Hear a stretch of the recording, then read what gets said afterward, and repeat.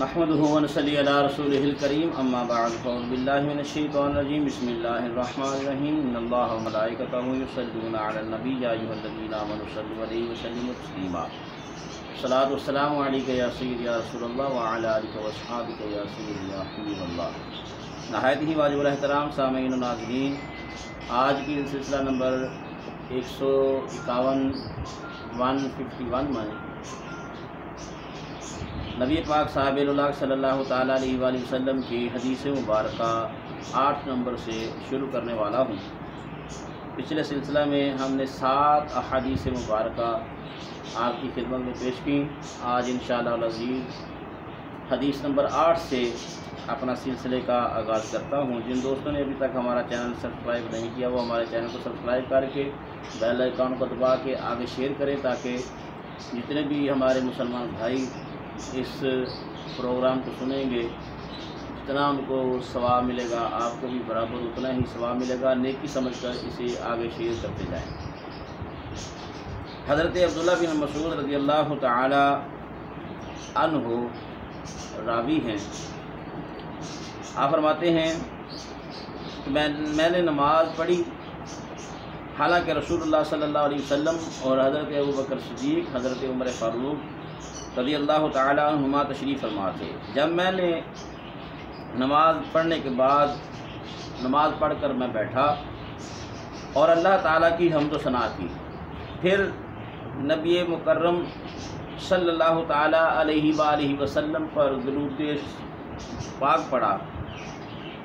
جب میں نے درود پاک پڑھ کے دعا کی تو حضور علیہ الصلوۃ والسلام نے ارشاد فرمایا، تو مانگ تجھے عطا کیا جائے گا، تو مانگ تجھے عطا کیا جائے گا۔ یعنی جب میں نے حمد و ثنا کرنے کے بعد، اللہ کی حمد و ثنا کے بعد درود و سلام پڑھا تو اللہ کے پیارے حبیب علیہ السلام نے فرمایا، تو مانگ، جو مانگے گا تجھے دیا جائے گا۔ غور فرمائیے کہ آپ فرماتے ہیں کہ میں نے نماز پڑھنے کے بعد جب دعا کے لیے میں نے حمد و ثنا کی، پھر درود و سلام پڑھا تو آقا علیہ السلام نے فرمایا، اب تو جو مانگے گا تجھے عطا کیا جائے گا۔ مقصد کیا ہے کہ تو نے درود و سلام پڑھا، اللہ کی حمد و ثنا کی اور درود و سلام پڑھا، اب جو تو مانگے گا تجھے عطا کیا جائے گا۔ تو پتہ چلا کہ دعا مانگنے سے پہلے حمد و ثنا اللہ کی جاتی ہے، اس کے بعد درود و سلام نبی پر پڑھا جاتا ہے، تو پھر دعا مانگی جاتی ہے۔ تو پھر جب اس دعا پر درود و سلام کی مہر ثبت ہو جاتی ہے تو پھر اللہ تبارک و تعالیٰ کے پیارے حبیب فرماتے ہیں، پھر وہ جو مانگتا ہے اسے عطا کیا جاتا ہے۔ حدیث نمبر 9، نبی پاک صلی اللہ تعالی علیہ وآلہ وسلم کی حدیث مبارکہ سماعت فرمائیے۔ کس نے عرض کیا کہ یا رسول اللہ صلی اللہ علیہ وآلہ وسلم، یہ فرمائیں کہ اگر آپ کی ذات بابرکات پر درود پاک ہی وظیفہ بنا لوں تو کیسا رہے گا؟ تو نبی کریم صلی اللہ تعالیٰ علیہ وسلم نے فرمایا، اگر تو ایسا کرے تو اللہ تعالیٰ اور دنیا و آخرت کے تیرے سارے معاملات کے لیے کافی ہے۔ اگر تو یہ کام کرے تو اللہ تعالیٰ تیرے دنیا و آخرت کے تمام کاموں کے لیے اللہ کافی ہے۔ کیا؟ درود و سلام پڑھنے سے، وظیفہ کرنے سے۔ عرض کی یا رسول اللہ، اگر میں اسی کو اپنا وظیفہ بنا لوں تو کیسا رہے گا؟ تو اللہ کے پیارے حبیب علیہ السلام نے ارشاد فرمایا، اگر تو ایسا کرے تو اللہ تبارک و تعالی دنیا و آخرت کے تیرے سارے معاملات کے لیے کافی ہے۔ سبحان اللہ۔ حدیث نمبر 10، حضرت عبداللہ بن عمر رضی اللہ تعالی عنہما نے فرمایا، جو نبی کریم صلی اللہ تعالی علیہ وآلہ وسلم پر ایک بار درود پاک پڑھے، اس پر اللہ تعالیٰ اور اس کے فرشتے 70 رحمتیں بھیجتے ہیں۔ سبحان اللہ۔ ایک بار، پہلے ہم نے حدیث مبارکہ پڑھی کہ ایک بار درود و سلام پڑھنے والے پر 10 رحمتیں ہوتی ہیں۔ اب حضرت عبداللہ بن عمر رضی اللہ تعالیٰ عنہما سے جو روایت ہے وہ فرماتے ہیں کہ آقا علیہ السلام پر درود پاک جو ایک مرتبہ پڑھے، اللہ تبارک و تعالیٰ اور اس کے فرشتے 70 مرتبہ اس پر درود بھیجتے ہیں، 70 رحمتیں بھیجتے ہیں۔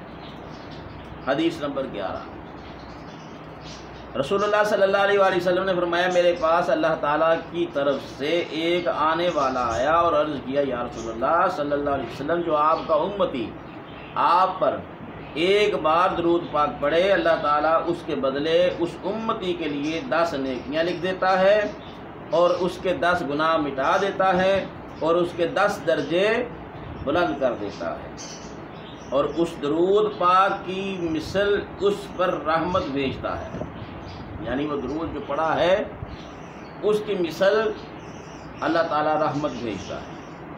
اللہم صلی وسلم وبارک علی نبیک المصطفیٰ ورسولک المجتبیٰ وعلی آلہ واصحابہ بعدد کل ذرۃ مئۃ الف الف مرہ وبارک وسلم۔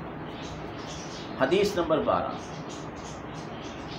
حضرت انس رضی اللہ تعالی عنہ روایت کرتے ہیں، رسول اللہ صلی اللہ علیہ وآلہ وسلم نے فرمایا مجھ پر درود پاک پڑھو، کیونکہ مجھ پر درود پاک پڑھنا تمہارے گناہوں کا کفارہ ہے اور تمہارے باطن کی طہارت ہے، اور جو مجھ پر ایک بار بھی درود پاک پڑھے اللہ تعالیٰ اس پر 10 رحمتیں بھیجتا ہے، صلی اللہ تعالی علیہ وآلہ آلہ وصحبہ وبارک وسلم۔ حدیث نمبر 13، نبی پاک صلی اللہ علیہ وآلہ وسلم نے ارشاد فرمایا مجھ پر درود پاک کی کثرت کیا کرو، اس لیے کہ تمہارا درود پاک پڑھنا تمہارے گناہوں کا کفارہ ہے، اور میرے لیے اللہ تعالیٰ سے درجہ اور وسیلہ کی دعا کرو، کیونکہ اللہ تعالیٰ کے دربار میں میرا وسیلہ تمہارے لیے شفاعت ہے۔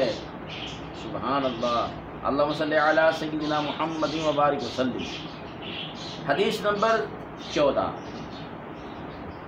نبی پاک صاحب اللہ صلی اللہ علیہ وسلم نے فرمایا تم اپنی مجلسوں کو مجھ پر درود پاک پڑھ کر مزین کیا کرو، کیونکہ تمہارا مجھ پر درود پاک پڑھنا قیامت کے دن تمہارے لیے نور ہوگا۔ حدیث نمبر 15، نبی پاک صلی اللہ تعالی علیہ وآلہ وسلم نے ارشاد فرمایا مجھ پر درود پاک پڑھنے والے کو پل صراط پر عظیم الشان نور عطا ہوگا، اور جس کو پل صراط پر نور عطا ہوگا وہ اہل دوزخ سے نہ ہوگا، وہ جنتی ہوگا۔ صلی اللہ تعالی علی حبیبہ رحمۃ للعالمین وعلی آلہ واصحابہ اجمعین۔ اس کی تشریح کچھ یوں ہے کہ یہ وہی نور ہوگا جس کا اللہ تعالیٰ نے قرآن پاک میں ذکر فرمایا، یوم تری المؤمنین والمؤمنات یسعی نورہم بین ایدیہم وبایمانہم بشراکم اليوم جنات تجری من تحتها الانہار خالدین فیہا ذالک هو الفوز العظیم۔ جس دن دیکھے گا تو ایمان والے مردوں اور ایمان والی عورتوں کو، ان کا نور ان کے آگے ان کے دائیں دوڑتا ہوگا، اور فرمایا جائے گا تمہارے لیے آج جنتوں کی خوشخبری ہے جن کے نیچے سے نہریں جاری ہیں، وہ ان بہشتوں میں ہمیشہ رہیں گے، اور یہ بہت بڑی کامیابی ہے۔ سبحان اللہ، سبحان اللہ۔ دوستان محترم، حدیث نمبر 16، نبی پاک صاحب اللہ صلی اللہ علیہ وآلہ وسلم کی حدیث مبارکہ سماعت فرمایا اے لوگو، بے شک تم میں سے قیامت کے دن قیامت کے ہولوں اور اس کی دشوار گزار گھاٹیوں سے جلد از جلد نجات پانے والا وہ شخص ہوگا جس نے دنیا میں مجھ پر کثرت سے درود پاک پڑھا ہوگا۔ سبحان اللہ۔ ہاں اللہ تعالیٰ اور فرشتوں کا درود پاک بھیجنا ہی کافی تھا، مگر ایمان والوں کو درود پاک پڑھنے کا حکم اس لیے دیا ہے تاکہ انہیں ان کا اجر عطا کیا جائے۔ اللہم صلی علی سیدنا و مولانا محمد بعدد کل ذرۃ مئۃ الف الف مرۃ وبارک وسلم۔ حدیث نمبر 17، قیامت کے دن میرے حوض کوثر پر کچھ گروہ وارد ہوں گے جن میں انہیں درود پاک کی کثرت کی وجہ سے پہچانتا ہوں گا۔ فرمایا قیامت کے دن میرے حوض کوثر پر کچھ گروہ نمودار ہوں گے، کچھ گروہ وارد ہوں گے جن کو میں انہیں درود پاک کی کثرت کی وجہ سے پہچانوں گا۔ سبحان اللہ۔ فرمایا کچھ ایسی جماعت آئے گی، ایسا گروہ آئے گا کہ جن کو صرف پہچان یہ ہوگی جن کو میں پہچانوں گا صرف اس وجہ سے کہ وہ مجھ پر درود و سلام کی کثرت کرتے ہیں۔ ذرا غور فرمائیے میرے بزرگوں، میرے بھائیوں، میرے دوستوں، یہ اللہ تبارک و تعالیٰ کے پیارے حبیب علیہ الصلوۃ والسلام کی ذات والا صفات پر درود پاک پڑھنا اپنی پہچان کروانا ہے۔ فرمایا ہے میرے عزیز، اس وقت کو یاد کر جب سورج بالکل ہی قریب ہوگا، زمین دہکتے ہوئے کوئلے کی طرح تپ رہی ہوگی، سر چھپانے کو جگہ نہ ہوگی، پینے کے لیے پانی نہ ہوگا، انسان کو اپنا ہی پسینہ لگام کی طرح منہ تک چڑھا ہوگا، وہاں ہمارے آقا صلی اللہ علیہ وآلہ وسلم حوض کوثر پر امت کو پانی پلاتے ہوں گے۔ وہاں پر دنیا میں درود پاک پڑھنے والوں پر خاص عنایت ہوگی۔ امت کے والی صلی اللہ تعالیٰ علیہ وآلہ وسلم درود پاک پڑھنے والوں کو دور سے ہی دیکھ کر بلائیں گے، آؤ آؤ انا اعطیناک الکوثر۔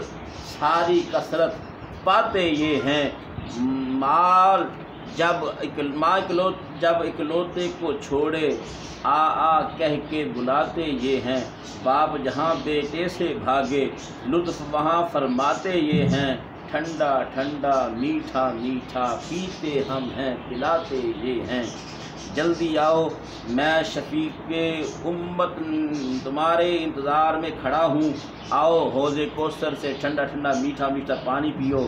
یہ وہ حوض کوثر ہے جس نے ایک گھونٹ پی لیا پھر وہ کبھی پیاسا نہ ہوگا، صلی اللہ تعالیٰ علیہ وآلہ آلہ وصحبہ وسلم۔ ہاں ہاں، جس خوش نصیب کو حوض کوثر سے پانی کا گھونٹ مل گیا، قیامت کی گرمی اس کا کچھ نہیں بگاڑ سکتی۔ دنیا کی گرمی کس شمار میں ہے؟ چنانچہ شواہد الحق میں ہے، حضرت شیخ ابو عبداللہ رحمۃ اللہ تعالیٰ علیہ نے فرمایا، ایک دفعہ جب میں حج کرنے گیا تو وہاں مجھے ایک آدمی ملا، اس نے